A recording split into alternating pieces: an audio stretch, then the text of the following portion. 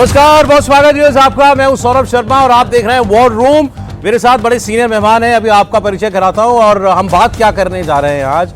हर आदमी की जबान पर एक ही सवाल है, क्या भारत कुछ करने वाला है पाकिस्तान के खिलाफ एक्शन?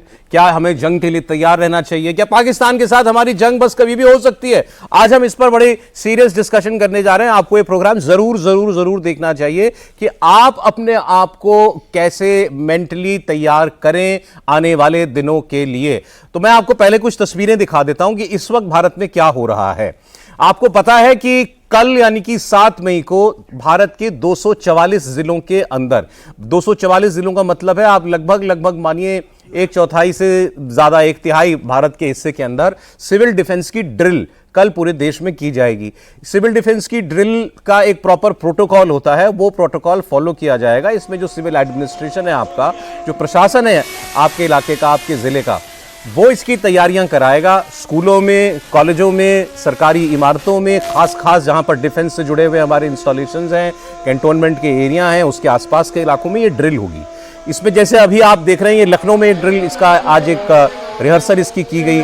मान लें आपके इलाके में कोई दुश्मन कोई कार्रवाई करने की कोशिश करता है, तो वहां पर हमारी मेडिकल प्रिपेयर्डनेस कितनी है, कितनी जल्दी जो है, अगर किसी को कुछ चोट पहुंच जाती है तो कितनी जल्दी हम उसको मेडिकल हेल्प दे सकते हैं।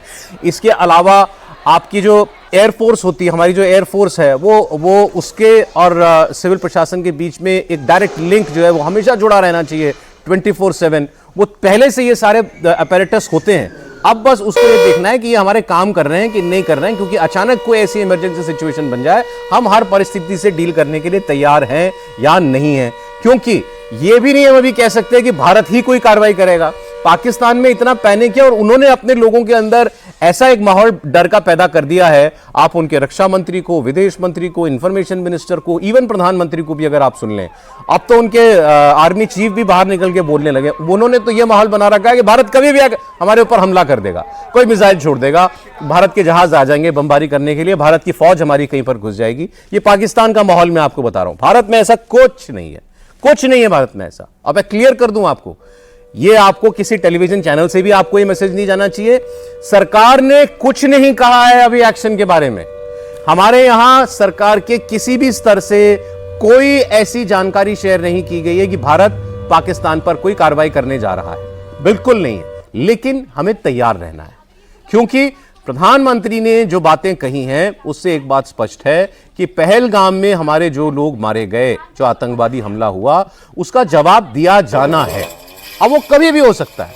और ऐसे में 2019 का हमारा अनुभव ये कहता है, जब हमने आतंकी कैंप के ऊपर जो है एक एक्शन किया था, हमारे जहाज ने वहां पर बम गिराया था, उसके बाद पाकिस्तान अपने जहाज को लेकर के हिंदुस्तान की टेरिटरी में आया था।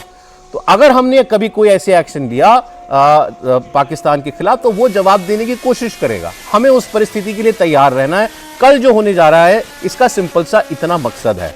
बाकी कल की तारीख क्यों, इससे हम लोग और क्या मतलब निकाल सकते हैं भारत की तैयारी के बारे में या मिलिट्री एक्शन के बारे में, कोई ऐसा संभावित एक्शन हो तो, ये हम लोग अभी बात करेंगे। लेफ्टिनेंट जनरल रामेश्वर रॉय साहब हमारे साथ स्टूडियो में आ चुके हैं।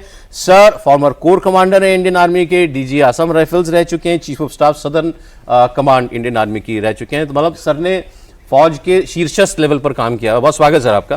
और हमारे साथ ग्रुप कैप्टन टीके पांडे जी हैं, इंडियन एयरफोर्स से अभी कुछ साल पहले ही सर रिटायर हुए हैं और डायरेक्टर रह चुके हैं joint control and analysis centre के, सीनियर फेलो हैं at centre for air power studies से। सर बहुत स्वागत आपका भी। Thank you.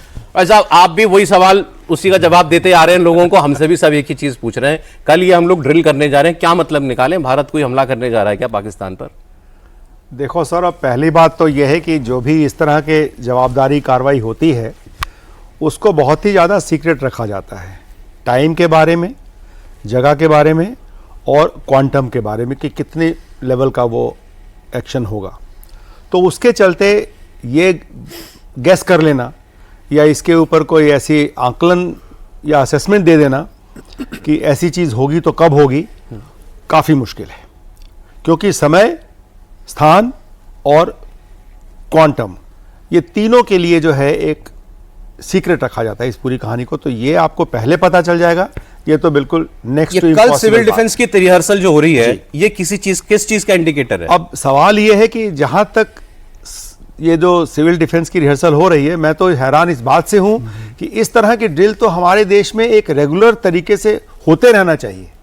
कोई समय था जो ऐसा होता भी था, जब हम लोग छोटे हुआ करते थे तो इसकी रिहर्सल ज़्यादा रेगुलरली होती थी, क्योंकि ये नेचुरल क्लाइमेटीज में भी काम आती है, ये जब लड़ाई का इस तरह का माहौल बनता है उसमें भी काम आती है, और वैसे भी लोगों के बारे में अपनी सुरक्षा के लिए सजग होना बहुत आवश्यक है। तो टेररिस्ट एक्शंस के चलते ही नहीं, वैसे भी जो जिस तरह का सुरक्षा का माहौल इस समय पूरे विश्व में फैला हुआ है, उसके चलते मैं ये समझता हूं कि इस तरह के ड्रिल एक रेगुलर तरीके से, जैसे आप फायर फाइटिंग इक्विपमेंट को उस समय तो नहीं टेस्ट करते जब आग लगती है, बिल्कुल सही। फायर फाइटिंग इक्विपमेंट की एक फायर ड्रिल होती है, उसके चलते अगर आप देखें होटल्स में है, चाहे आप देखें ग्रुप हाउसिंग सोसाइटीज़ में है, जहाँ जहाँ ये फायर इक्विपमेंट लगे हुए हैं, वहाँ आप इसको रेगुलरली टेस्ट करते रहते हैं। मेरा ये मानना है कि हम अपने सिक्योरिटी मैकेनिज्म को एक तरह से टेस्ट कर रहे हैं, उसकी एक रिहर्सल कर रहे हैं। इससे इतना बड़ा अंदाज़ा लगा लेना कि शायद हम लड़ाई के लिए ही इसको कर रहे हैं, हो भी सकता है, नहीं भी हो सकता। मैंने कहा सर, पृष्ठभूमि तो है ना इस सब की? पृष्ठभूमि है, और क्योंकि पुलवामा ये पहलगाम हुआ है, इसलिए लोगों के मन में सीधा ये लिंकेज बैठ जाता है। लेकिन मेरा ये मानना है कि इस तरह की जो सुरक्षा की जो एक्शंस हैं, इस तरह की जो कार्रवाई है, इसका रेगुलर तरीके से होना एक आवश्यकता है। वैसे ही जैसे कि आप फायर फाइटिंग इक्विपमेंट को टेस्ट करते रहते हैं, अपने सुरक्षा के जितने मैकेनिज्म है इसको आप टेस्ट करते रहिए। तो मेरा तो उस तरह से मानना है कि ये टेस्ट होता रहना चाहिए, और हो रहा है तो बहुत अच्छी बात है। इसमें सबको अपने रोल का पता चल जाएगा, और जैसे पहले भी हमने कहा है, जब आप कोई भी जवाबी कार्रवाई करेंगे तो वो कहाँ पे रुकेगी या कहाँ तक वो फैलेगी, उसका अंदाजा पहले से नहीं लग सकता। तो इसलिए आपको शुरू से आखिर तक की क्या चीज हो सकती है, तो ये कह दें सर, नो पैनिक लेकिन सजग रहिए। Yes, right. General Sanjay Meston साहब भी हमारे साथ आ गए, मेरे जनरल रिटायर्ड संजय मेस्टन साहब। सर, बहुत स्वागत है आपका। हमने आपको पहले भी उनका परिचय दिया, कमांडो ट्रेनर रहे हैं सर, और अफगानिस्तान में हमारे डिफेंस अटैचे भी रहे हैं, और पाकिस्तान के साथ लगती हमारी सीमाओं पर काफी साल गुजरे हैं सेवा में। सर बहुत स्वागत है आपका भी। सर, वही सवाल है, सबके मन में जंग होने जा रही क्या? मैं ऐसे ही पूछ सकता हूँ ये सवाल, क्योंकि सब ऐसे ही पूछ रहे हैं। बताइए सर, लड़ाई होने जा रही है क्या? सौरभ, जंग तो ऑलरेडी शुरू हो चुका है। जवाब तो बहुत प्लेन एंड सिंपल है। कैसे? आप देखिए, पहली बात, 40 साल से पाकिस्तान हम पे हमला कर रहा है, टेररिज्म का कर ही रहा है। उसके बाद जो 22 अप्रैल को इसने किया है अपनी आर्मी चीफ के स्टेटमेंट को लेके कि हिंदू मुस्लिम अलग होते हैं वगैरह वगैरह, साफ है कि ये जो टारगेटेड किलिंग्स हुई हैं हिंदूज के खिलाफ, बिल्कुल ओपन था वो भी जंग है, वो तो जंग ही उसने किया है। और उसके बाद जो हमने अभी तक किया है, जब से लेके आज तक, अभी जो फिलहाल कार्रवाई हुई है, डिप्लोमेटिक आइसोलेशन जो हुआ है, प्रधानमंत्री जी से वर्ल्ड लीडर्स की बात हुई है, ये सब एक शेपिंग ऑफ द बैटलफील्ड है, एक प्रॉपर शेपिंग हो रही है। एक्सटर्नल एनवायरनमेंट को हमने शेप कर दिया है। इंडस वाटर ट्रीटी को जो होल्ड इन अबेंस कर दिया, हेल्ड इन अबेंस, उससे कितना प्रभाव हुआ है। तो ये जंग जो है ना, ये होल ऑफ नेशन अप्रोच है सौरभ, और इसकी ये सारी इफेक्ट पाकिस्तान पे ऑलरेडी शुरू हो गई है। अब लोग सोचते हैं कि काइनेटिक एक्शन ही जंग होता है, नहीं। काइनेटिक एक्शन जंग नहीं है, वो भी एक part and parcel of the जंग का है, और वो है लास्ट वाला, लास्ट ऑप्शन। आप देखिए आज रोज की एक्शंस पे पाकिस्तान कितना घबराया हुआ है। जब काइनेटिक होगा तो फर्क तो पड़ेगा उसके। वही सर, उसी के बारे में पूछ रहा हूं। ठीक है, पाकिस्तान पर कोई मिलिट्री फौजी हमला किसी भी रूप में, एयर पावर का यूज करके, ग्राउंड फोर्सेस का यूज करके, आपको लगता है हम उस दिन के करीब आ गए हैं? बिल्कुल 100% होगा, उसमें कोई शक नहीं है। ये तो सारी प्रिपरेशन है, जो मॉक ड्रिल का भी हुक्म है, ये भी सारी प्रिपरेशन है। किस लेवल का होगा वो हमें ज्यादा समझना है। क्या फुल स्केल वॉर होगा? नहीं, मेरे को नहीं लगता फुल स्केल वॉर होगा। वॉर वाली सिचुएशन नहीं है। ये कॉन्फ्लिक्ट इस प्रकार है भी है कि सी फ्रंट से लेके, एयरफोर्स फ्रंट से लेके आर्मी फ्रंट तक एक्शन कुछ होगा। बालाकोट जैसी चीज अब नहीं होगा। वन ऑफ चीज नहीं कोई, पार्डन, वन ऑफ चीज कि हमने एक जगह पर कोई टारगेटेड कोई एक चीज हमने हमला किया। 2-3 टारगेट्स भी हो सकते हैं। पिछली 2019 में एक ही था, क्योंकि हाँ, इस टाइम 2-3 टारगेट्स हो सकते हैं, अलग प्रकार से उनको टैकल किया जा सकता है। लेकिन पाकिस्तान का क्या रिस्पॉन्स होगा, क्योंकि सब कुछ उस पर भी निर्भर है। बताता हूं, अभी का बता देता हूं पहले पाकिस्तान का आपको। पाकिस्तान में इनके डिफेंस मिनिस्टर ने टीवी पर इंटरव्यू दिया कल ही। वो उस इंटरव्यू में उन्होंने कहा कि हमारे पास ये पक्की जानकारी थी कि ये 29 और 30 अप्रैल की रात को हमला करने वाले थे, यानी हम भारत पाकिस्तान पर 29-3, आज 6 तारीख है, 29-30 अप्रैल की रात को करने वाले थे। फिर उन्होंने कहा कि ये इंटरनेशनल प्रेशर की वजह से इन्होंने नहीं किया। और अब वहां पर जो एंटिसिपेशन है वो आज मंगलवार है, कल बुधवार है, उन्हीं के शब्द हैं। मंगलवार बुधवार के आसपास कभी भी हमला हो सकता है। ये पाकिस्तान कह रहा है व्यूअर्स, रक्षा मंत्री उनका टीवी पे जाके कह रहा है। मुझे नहीं पता वो अपने पब्लिक को पैनिक में डालना चाहते हैं, क्या करना चाहते हैं। इसका नतीजा क्या हुआ? बैंकों के बाहर वहां लाइन लगी हुई है, आटे चावल राशन की होर्डिंग होने लग गई है, लोगों ने स्टॉक करना शुरू कर दिया पाकिस्तान के अंदर। देखा आपने, वो रोज सुबह उठकर एक मीडिया को इंटरव्यू दे देते हैं कि आज हमला होने वाला, अगले 24 घंटे में, 48 घंटे के अंदर हमला वाला। पैनिक तो इन्होंने क्रिएट किया है, हमने तो एक बार भी नहीं बोला कि हम ऐसा कुछ करेंगे। बट स्टिल सर, आपकी क्या माहौल को देखते हुए क्या कहना है? देखिए, बहुत ही महत्वपूर्ण है कि जो हम कहते हैं ना, वो भी सिविल डिफेंस का एक हिस्सा है, इवैक्यूएशन प्लान, विड्रॉल प्लान, उसकी तो ऑलरेडी पीओके में वो चल रहा है। आपने जो है बैंक, जो अभी बैंक का आपने सुना होगा कि उन्होंने अपने जो फ्रंट लाइन में जितने भी ब्रांचेस थे उनको बंद करके सेकंड लाइन में चले गए हैं। दूसरा जो है, लोगों को बोला गया आप 7 दिन 10 दिन का राशन इकट्ठा करिए। ये तो सोचिए, अभी हमने कुछ नहीं किया तब ये हालत है। तो और आप क्या अचीव करना चाहते हैं? अगर आप युद्ध करते हैं तो आप कुछ लोगों को आप डैमेज करेंगे, कुछ लोगों को कुछ स्थानों पर जाएगा, टारगेट होगा, कुछ लोग मरेंगे। लेकिन अभी जो हमने किया है, कूटनीतिक जो उनके पास सर्जिकल स्ट्राइक की गई है, उसमें जो रिजल्ट हैं मेरे ख्याल से वो अप्रत्याशित हैं। और निश्चित रूप से हमें वो सब हासिल हो रहा है जो कि बहुत पहले हासिल कर लेना चाहिए था। जैसे IWT की बात है, इंडस वाटर ट्रीटी की बात है, ये हमारा पुराना मुद्दा रहा है। हमने इसको 2 बार उठाया भी था, लेकिन हमने कोई प्रभावशाली कदम नहीं उठाया। अब जो हमने कदम उठाया उसका हमें प्रत्युत्तर मिल रहा है। देखिए, एक बात मैं यहाँ कहना चाहूंगा IWT के बारे में कि अभी हमारे पास क्षमता नहीं है, सबको जग जाहिर है। 10% पानी की रोकने की क्षमता है। अगर हम रोक देते हैं तो पाकिस्तान की GDP 1.5% कम हो जाएगी। ये क्या कोई और अटैक से आप अचीव कर सकते हैं? आप युद्ध करते तब भी उनकी GDP डाउन होती, तो आपने ऑलरेडी अचीव कर लेंगे आप। ये जो पानी 10% रोक रहे हैं आप। दूसरी बात, उनका जो एग्रीकल्चर प्रोडक्शन है वो it is likely to go, वो 15 से 20% डाउन होने की उम्मीद है इसकी वजह से। साथ में जो तीसरा एक और जो ऑब्जेक्टिव से अचीव होगा, IWT की बात कर रहा हूं केवल, आप कम मात्रा में पानी छोड़ रहे हैं, वो पानी कहां तक पहुंचेगा? पंजाब तक पहुंचेगा, सिंध तक नहीं पहुंच पाएगा। सिंध वाले क्या करेंगे फिर? जब वहां पर त्राही जो शुरू हो जाएगी, आपस में लोगों के बीच में अंडरकरंट शुरू होंगे। और उसके बाद में जो है, अभी हम सुन रहे हैं कि बलूचिस्तान में भी जो है काफी तेजी आ गई है और पंजाब से कुछ डिवीजन वहां भेजे गए हैं। तो अभी पाकिस्तान इस हालत में नहीं है कि अटैक करे। लेकिन जब से कि उन्होंने कहा था कि अगर हमने पानी रोका, IWT को हमने हेल्ड इन एबसेंस किया, तो वो it is considered as a act of war. ऐसी हालात में हो सकता है कि पाकिस्तान जो है विचार करे कि हम अटैक करें, क्योंकि उन्होंने पॉपुलेशन को, अपने लोगों को बता दिया। अब वो अटैक करते हैं तो हमें देखिए, वो युद्ध जब होता है तो केवल सेनाएं नहीं लड़ती, सेनाओं के साथ हर आदमी, हर नागरिक युद्ध लड़ता है। क्योंकि हम देखिए, खाने पीने के जो रिक्वायरमेंट्स हैं, मूवमेंट की रिक्वायरमेंट्स हैं, ये सब जो है बाधित होती हैं। क्योंकि सब की सब जाती हैं वॉर वेजिंग कैपेबिलिटीज में।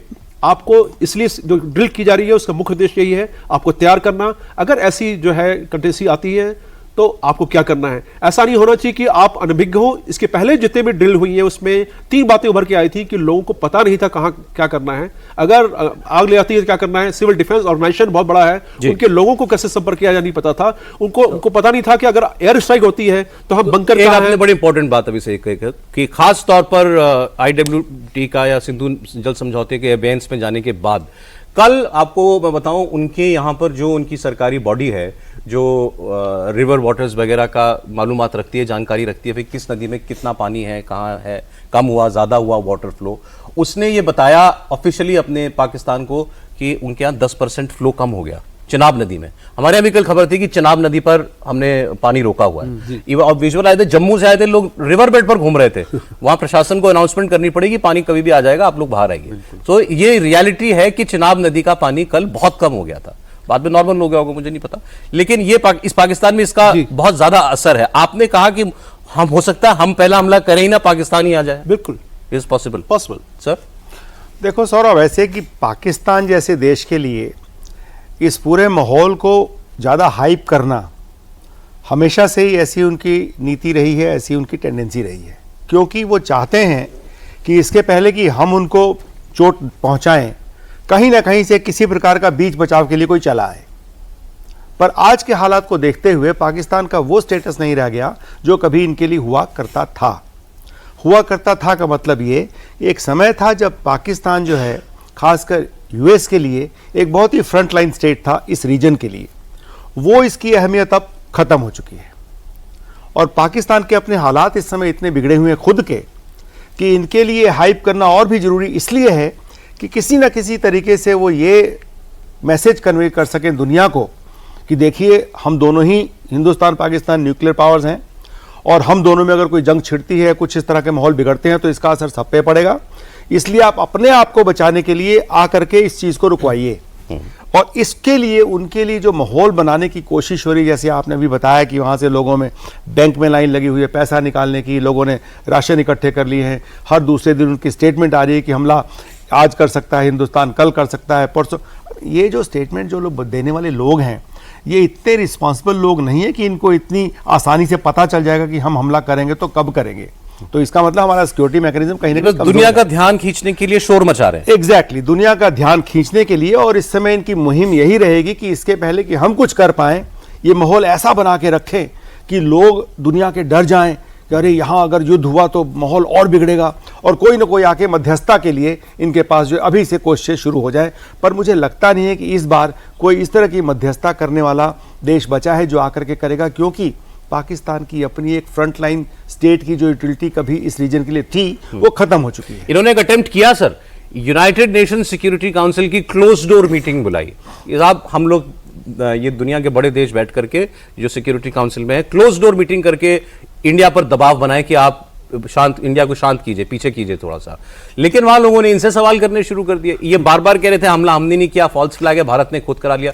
दुनिया के किसी देश ने इसको ना तो बाय किया बल्कि उनसे ही कहा कि ये आप अटपटी बात कर रहे हैं, ये लॉजिकल बात नहीं है। और उन्हीं से कहा कि आप बार बार ये न्यूक्लियर हाइप क्यों क्रिएट कर रहे हो Exactly. दुनिया भर में जाकर के कि हम न्यूक्लियर वेपन हैं, हम चला भी सकते हैं न्यूक्लियर हथियार, अगर हमारे ऊपर ऐसी विपत्ति आ गई तो। उनको ही उल्टा पाकिस्तान को ही और देशों ने जो है सुना दिया।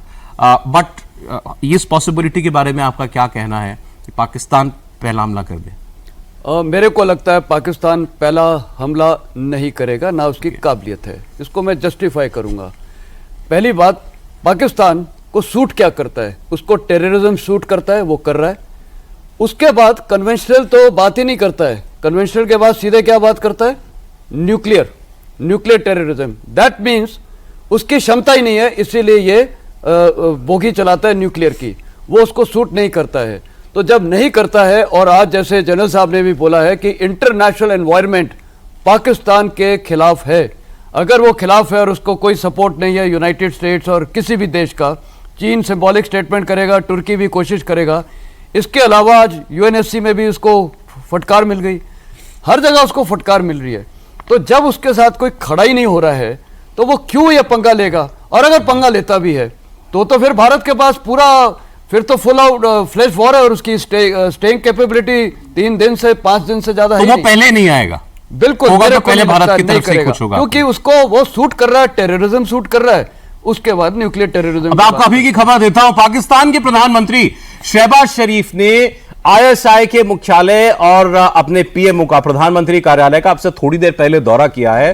और शहबाज शरीफ के साथ उनके डेप्यूटी प्राइम मिनिस्टर जो विदेश मंत्री भी हैं इशाक डार, वो भी मौजूद थे। साथ में शहबाज शरीफ के उनका सेना प्रमुख भी था जनरल आसिम मुनीर, और ये भी पीएमओ, पाकिस्तान का जो पीएमओ है वहां पर गए थे अपने प्राइम मिनिस्टर के साथ। प्रधानमंत्री कार्यालय ने, पाकिस्तान के पीएमओ ने यह बताया है कि प्रधानमंत्री को वर्तमान सुरक्षा स्थिति के बारे में डिटेल्ड जानकारी दी गई है। और शहबाज शरीफ ने कहा है कि पूरा देश अपनी बहादुर सेनाओं के साथ खड़ा है। शहबाज शरीफ ने कहा है कि पाकिस्तानी सेना दुनिया की सबसे पेशेवर और अनुशासित सेनाओं में से एक है। यह भी कहा कि पाकिस्तान के सशस्त्र बल पाकिस्तान की सुरक्षा के लिए हर समय पूरी तरीके से तैयार है। तो अपनी रेडीनेस दिखा रहे हैं। प्राइम मिनिस्टर भी निकला हुआ है, आर्मी चीफ भी निकला है, आईएसआई के मुख्यालय भी जा रहे हैं। अच्छा, वो जो आईएसआई चीफ है उनका, वो अब उनका नेशनल सिक्योरिटी एडवाइजर भी मिल गया है। तो इस वक्त पाकिस्तान का पूरा टॉप अमला जो है वो दिखा रहा है अपने लोगों को कि हम भी हैं, हम कुछ कर रहे हैं, तुम्हारे लिए चिंता मत करो। क्यों ये मतलब निकाला जाए? पाकिस्तान का, सौरभ देखो, सबसे बड़ी समस्या इस समय की क्या है? इस समय पाकिस्तान की खुद की सिक्योरिटी हालात इतने बद से बदतर हो रखे हैं कि उसको अपने आप को संभालना मुश्किल हो रहा है। इकॉनमी और बाकी चीज़ें तो छोड़ दो, इनकी अपनी सुरक्षा, बलूचिस्तान का सबको मालूम है कि वहाँ क्या चल रहा है, फाटा रीजन में क्या चल रहा है सबको मालूम है। तालिबान और अफगानिस्तान जिसको कभी सोचा करते थे कि वो हमें सुरक्षा देंगे, वहाँ तालिबान इन्हीं के ऊपर चढ़ी हुई है। तो इस समय जो है उनकी जो आर्मी है वो उनके वेस्टर्न फ्रंट पे इतनी कमिटेड है कि कितना उसमें से स्पेयर करके वो इधर ला पाएंगे वेस्टर्न फ्रंट के लिए, वो भी उनके लिए एक समस्या है। इसी पर बात करनी है सर आपसे जी। आपको लगता है जो खबरें आ रही हैं, कर लिया इन्होंने मोबिलाइज अपने आप को अपने ईस्टर्न फ्रंट पर, मतलब भारत के साथ सीमा पर? हमारे पास बिल्कुल पुख्ता जानकारी तो नहीं है इस चीज़ की, लेकिन जो हमें समझ में आता है कि जितनी वो सेनाओं को इधर पहले जमावड़ा कर पाते थे उतना तो नहीं कर पाएंगे। उतना इसलिए नहीं कर पाएंगे कि इस समय टेररिज्म का पाकिस्तान के अंदर ही इतना बोलबाला है, इतना बोलबाला है कि ये अपनी समस्याओं को चलते हुए कई लोगों का ये मानना है कि अभी के जो इनके चीफ हैं वो जब पुलवामा हुआ था तो आईएसआई चीफ थे जी, और अभी जो है आर्मी चीफ हैं, तो इन्होंने एक उसी लेवल का दूसरा एक्शन कर दिया। उनकी अपनी कंपल्शन इतनी है कि अपने देश को इकट्ठा रखने के लिए सुरक्षा का एक इस तरह का माहौल बना करके लोगों को इस तरह से इनसिक्योरिटी बढ़ा करके उन लोगों को इकट्ठा करके बाकी समस्याओं से उनका ध्यान भटकाना जो है ये एक मेन मुद्दा उनका इस समय होगा, ऐसा मेरा मानना है। ये फुल स्ट्रेंथ में नहीं आ सकते इंडियन बॉर्डर पर, कभी भी फुल स्ट्रेंथ में नहीं आ सकते। जैसा कि मेस्टर ने बताया, जनरल मेस्टर ने, कि इसी वजह से वो ज्यादातर न्यूक्लियर बोगी पे चले जाते हैं।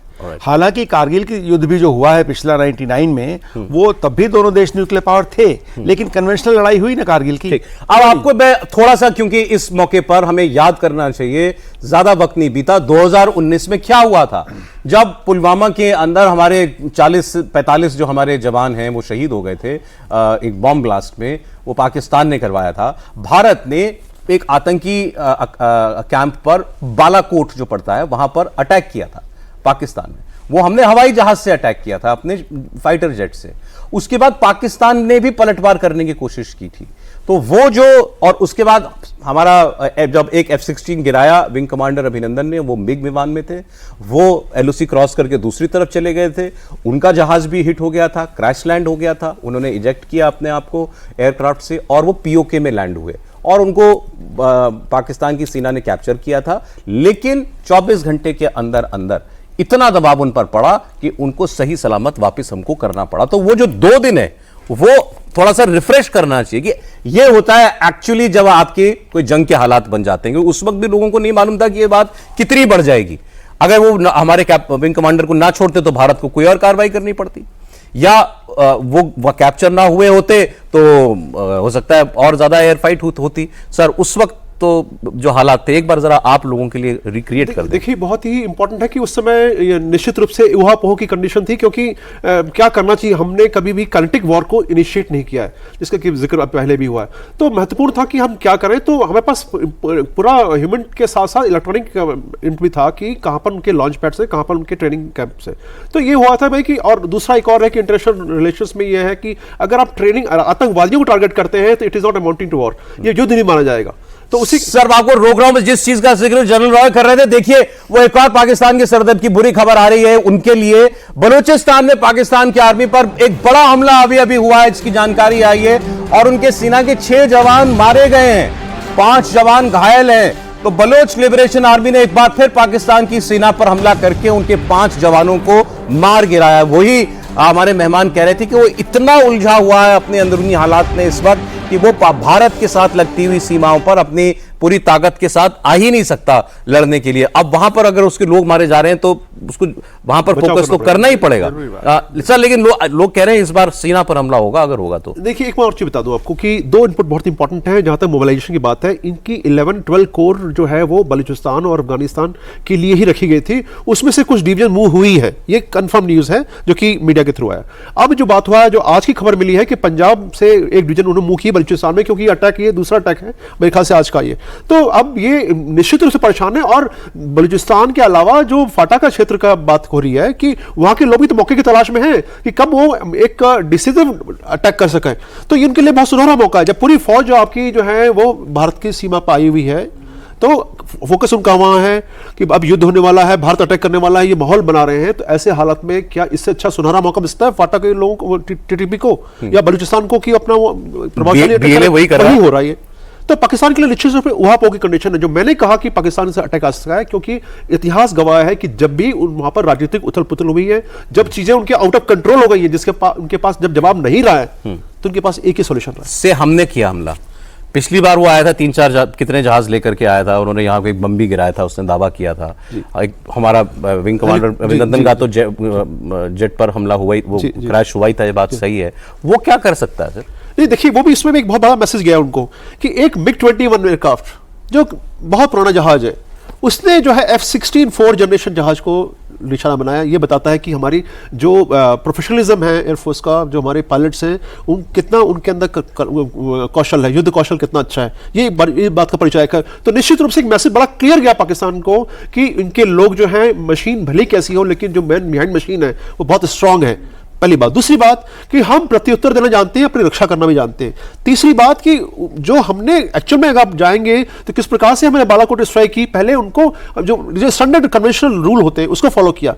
ध्यान रहे उस समय भी उनके पास न्यूक्लियर वेपन्स थे, हमारे पास भी थे। कारगिल हुआ तब भी उनके पास थे, तब भी थे। रशिया यूक्रेन में दोनों के पास न्यूक्लियर थे, नाटो कंट्रीज तैयार थे न्यूक्लियर आर्म्स देने के लिए रशिया यूक्रेन को, लेकिन किसी ने न्यूक्लियर आर्म्स का प्रयोग नहीं किया, क्योंकि जो लोग खुद शीशे घरों में रहते हैं दूसरे के घरों में पत्थर नहीं मारते, क्योंकि उनके भाई पत्थर लग सकता है। तो ये बहुत इंपॉर्टेंट चीज है कि हमें इक्वेशन को बहुत क्लियरली समझना पड़ेगा कि लड़ाई जो है वो इतना आसान नहीं है, उनके लिए भी नहीं, हमारे लिए नहीं, लेकिन हमें तैयारी रखनी पड़ेगी। एक सवाल मैं पूछता हूँ, ये लोगों के मन का सवाल है। हमारे यहाँ तो जंग हुई नहीं कोई बहुत टाइम से ऐसी, तो ये जो हम अगर कोई एक्शन करते हैं या वो आता है, ये फोर्स हमारा उसकी फोर्स के ऊपर, उसका हमारी फोर्स के ऊपर ही होगा, या ये सिविलियन इलाके भी टारगेट होते हैं इसमें, या हो सकते हैं? अब मेरे से आप पहली बात, जो अभी एक सवाल उठा था बलूचिस्तान का, जो अभी ये अटैक हुआ है, मेरा तजुर्बा अफगानिस्तान में ये था, जब मैं बलूचीज को मिलता था और ये पश्तून्स को, खैबर पख्तूनख्वा को, उस बेसिस पे मैं आज एक चीज़ बोलना चाहता हूँ। जिस दिन भारत काइनेटिक एक्शन करेगा, जिस फॉर्म में भी, आप देखिएगा पूरे बलूचिस्तान में और पूरे खैबर पख्तूनख्वा में खुशी का लहर होएगा, भारत के झंडे दिखने लगेंगे, एक रेवोल्यूशन आएगा। हिंदुस्तान में भी वही होगा, हिंदुस्तान के लोग भी एकजुट होकर खड़े हो जाएंगे। तो आज जो सिचुएशन है वो ऐसी है कि भारत का काइनेटिक एक्शन से टर्निंग पॉइंट होएगा बलूचिस्तान के लिए और खैबर पख्तूनख्वा के लिए। उनको एक इतना मोटिवेशन मिलेगा, इतनी बोल्डनेस मिलेगी ये भारत के हमले से, कि आप देखना वो खुद उसके बाद तो और क्या क्या प्रहार करेंगे। तो आज सिचुएशन भारत के लिए इतनी अच्छी है, मैं बोलूँगा विन विन सिचुएशन है, कि आज मैं बोलूँगा ये हमारे लिए ऑन द प्लेटर है। तो मेरे को लगता है कि ये सिचुएशन बहुत अच्छी है, बलूचिस्तान और खैबर पख्तूनख्वा, और हो सकता है सिंध में भी, और पीओके के भी जो लोग हैं, पीओके में भी हालात बहुत ख़राब हैं, वहाँ इतनी गरीबी है। आपने देखा था थोड़े दिन पहले वहाँ पुलिस ने तक रोक दिया था फौज को। तो जो इनका सियाचिन ग्लेशियर का है वहाँ लॉजिस्टिक्स, हो सकता है उसको भी ये कट ऑफ कर दें वहाँ के ही लोग, और पीओके हैरानी नहीं होनी चाहिए कि उधर भी हमारे झंडे हुए, और शायद पीओके खुद हमारे पास वापस आ जाए। इसका प्रभाव क्या होगा? सबसे बड़ा प्रभाव जो मेरे को लगता है, अगर ये तीन चीज़ें हो गई, चाइना का जो सिपेक कॉरिडोर है वो एक स्ट्रैटेजिक डिविडेंड होगा भारत के लिए, मेरे को वो कट ऑफ हो जाएगा। ये जो ये चाइना और पाकिस्तान मिलके एक ये बना रहे हैं हमें स्ट्रैंगुलेट करने की, दैट स्ट्रिंग ऑफ पर्ल्स वाली पॉलिसी, वो बैकफायर होएगी। हिंदुस्तान के साथ खड़ा होगा पूरा बलूचिस्तान, पूरा अफगानिस्तान, पूरे पश्तूनिस्तान, और साथ में सेंट्रल एशियन रिपब्लिक, जो हमको एक नया एवेन्यू मिल जाएगा। और एक और डिविडेंड है, भारत और अफगानिस्तान का जो 100 किलोमीटर का बॉर्डर है वो वापस जुड़ जाएगा, तो सिपेक कट जाएगा।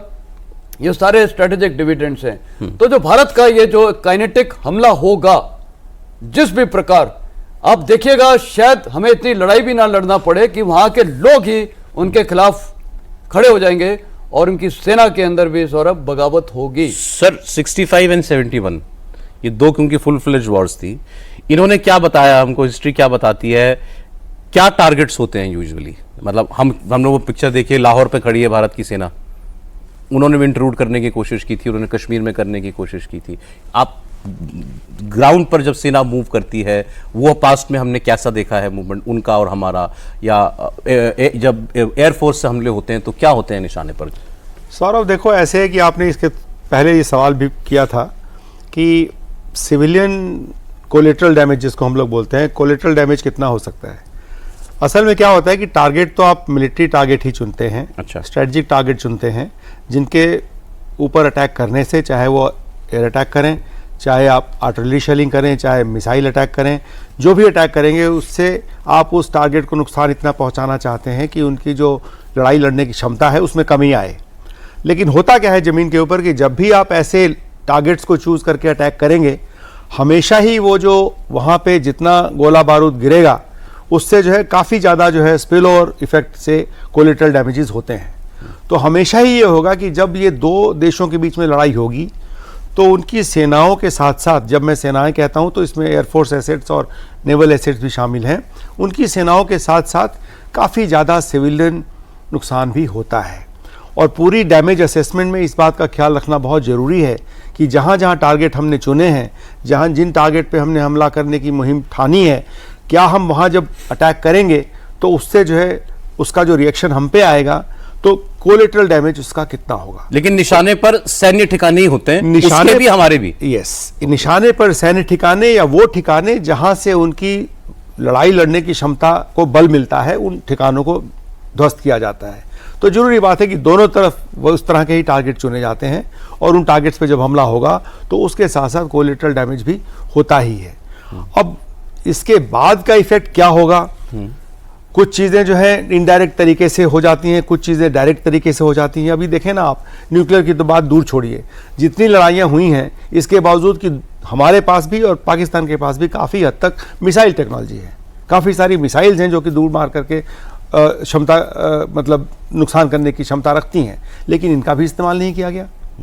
तो ये जो है ना कहानी, ये जो फैसला है कि किस स्थान पे, किस समय पे और किस क्वांटम में उसका रिस्पांस करना है, ये एक पॉलिटिकल डिसीजन है जिसके ऊपर हमारी जो प्रोफेशनल आर्मी है वो एडवाइज करती है अपनी पॉलिटिकल लीडरशिप को। और मुझे ये समझ में आता है कि हमारे देश में ये क्षमता जो है पॉलिटिकल लेवल पे भी और आर्म फोर्सेस लेवल पे भी पूरी अधिक मात्रा में है।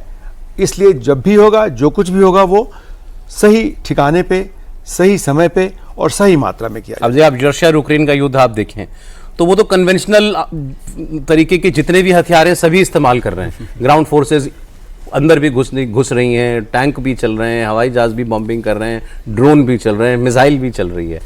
हम बहुत दूर हैं उस सबसे अभी, बट ये इस्तेमाल कुछ भी हो सकता है इनमें से। निश्चित रूप से कोई शक नहीं इसमें, लेकिन सबसे बड़ी चीज़ जो इंपॉर्टेंट ये है कि आप जब लड़ाई करते हैं तो 3 फैक्टर देखते हैं आप, कि degree of risk, degree of achievement. आप मतलब अगर लड़ाई स्ट्राइक कर रहे हैं, मैं स्पेशली एयरफोर्स के उसके हिसाब से बता रहा हूँ मैं, कि आपको क्या अचीव करेंगे आप। दूसरा, आपकी जो पैकेजिंग होगी फिर कैसे होगी, क्योंकि वेल डिफेंडेड टारगेट के लिए आपको एक अच्छा पैकेज भेजना पड़ेगा। मतलब कितने जहाज जाएंगे, 4 जहाज जाएंगे, 8 जाएंगे, 12 जाएंगे, 22 जाएंगे, क्योंकि उसमें फिर एडी स्क्वाड, मतलब डिपेंडिंग ऑन कि क्या हमको झेलना है। हम जाते हैं तो विजयी होने के लिए जाते हैं, और ये ध्यान रहे कि लड़ाई में रिटेक्स नहीं होते। बिल्कुल, मतलब आपको जाना है फर्स्ट अटेम्प्ट में ही 100% रिजल्ट लाना है। इसलिए फौजों का सम्मान क्यों करते हैं सब, कि भाई स्पेशली भारत में, कि हम जब भी गए हैं अपने मिशन पे तो विजयी होके ही लौटे हैं। ये बताता है कि हमारा रण कौशल, हम कितने उसमें परिपक्व हैं। तो ऐसे हालात में वेल एनालाइज तरीके से हमें अप्रोच करना होता है और देखना होता है। इसलिए जो सर ने भी बोला कि पॉलिटिकल हमारे क्या ऑब्जेक्टिव्स हैं, वो देखना पड़ेगा, और हम कितना डैमेज उनको करना चाहते हैं। कि देखिए, मेरे ख्याल से there should not be much problem. Sir आखिरी में 1 मिनट है, सायरन की आवाज के लिए तैयार कर लें कान। बिल्कुल बिल्कुल, उसके लिए तैयार तो करने ही पड़ेंगे, क्योंकि ऑल सेड एंड डन एक ये रिहर्सल भी जरूरी है। और इससे एक और फायदा है कि पूरा देश तैयार रहेगा कोई भी कंटिजेंसी के लिए। और देखिए, होल ऑफ नेशन अप्रोच है, तो आम जनता भी अब लगने लगेगा। नहीं तो आमूल तौर पे होता है ये तो फौज का काम है, पॉलिटिशियंस का काम है, अब पूरा नेशन इन्वॉल्व होगा। एक अच्छा सवाल मेरे दिमाग में, एज सीनियर आर्मी कमांडर या फौजी, तीनों आप फौजी हैं, फौजी आप, you look up to war, wait for war, you never want war? We always want war. You want war because we have joined this profession only for that reason. So ऐसी opportunity जो किसी के पास आएगी वो क्यों छोड़ेगा। लेकिन सबसे बड़ी जो ट्रेजेडी है इसमें वो यही है कि बहुत पहले सेकेंड वर्ल्ड वॉर के टाइम में हम सुना करते थे कि चर्चिल और somewhere this quotation is there कि war is too serious a business to be left to generals alone. इसलिए लड़ाई में जाने का जो फैसला है वो देश की पॉलिटिकल लीडरशिप लेती है। जहां तक हमारे सोल्जर्स का सवाल है, army, navy, air force, all three, we always are prepared for it. उतना ही नहीं सौरभ, हमारे लिए लड़ाई का माहौल रोज है। हम उस लड़ाई के बारे में जो हमारी प्लान्स हैं उसको रिहर्सल करते रहते हैं, उसकी कॉन्टिजेंसी रिहर्सल करते रहते हैं, उसके ऊपर प्रैक्टिस करते रहते हैं। किसी फौजी की जिंदगी में वो एक्चुअल वॉर का मोमेंट आता है, ऐसे करते रहते हैं हम जैसे कि लड़ाई कल को हो जाएगी। तो इसलिए हमारे लिए लड़ाई का हो जाना कोई सरप्राइज नहीं है। सर एक शॉर्ट आंसर। पराक्रम एक हमारा लाइफ तजुर्बा है। मैं अपनी पलटन का कमांडिंग ऑफिसर था 13 महार रेजिमेंट का। उस समय मैं आपको बता रहा हूं, ऑफेंसिव के लिए तैयार थे। राजस्थान सेक्टर में जवान और ऑफिसर्स बिल्कुल उचकते थे रोज कि सर कब हुक्म मिलेगा। और मेरे को याद है जब मेरे ब्रिगेड कमांडर ने बोला था, उस समय टारगेट दिया था, मेरे ऑफिसर ऐसे उछल गए थे जैसे स्प्रिंग लगी है, अब जा रहे हैं। तो उस समय बिल्कुल, और मैं बता रहा हूं फौजी लड़ते भी क्यों हैं, वो भी एक बहुत बड़ा कारण। देश तो है ही इज्जत के लिए। आपस में पलटन के अंदर जो एक भाईचारा होता है, कल सब बोले ये बहादुर था, तो ये फौजी हमेशा चाहता है और तैयार रहता है। राइट सर, हम तो मेंटली तैयार हुए हैं इसके लिए, बस बाकी करना तो फौजियों को ये जिसको करना है। एक बात है सौरभ, एक बात है, जो माहौल out of time, please short में। ये माहौल जो बना है ना, इससे जो पाकिस्तान में पैनिक पड़ा है और जैसे उनको लग रहा है कि बस अब हम मर गए, कोई ना कोई आके बचाव कर ले, इतना भी काफी प्रेशर में उनको डाल रहा है। यही देख के मजा आ रहा है। आपके टीवी स्क्रीन पे मैं देख रहा हूँ कहाँ लूटपाट मची हुई है और कहाँ उल्टा सीधा सब बुरा हाल है सर, बुरा हाल है। तो यही काफी है। बहुत शुक्रिया general Roy, general Meston, group captain Pandey, बहुत शुक्रिया आप स्टूडियो में आए, वॉर रूम में आए।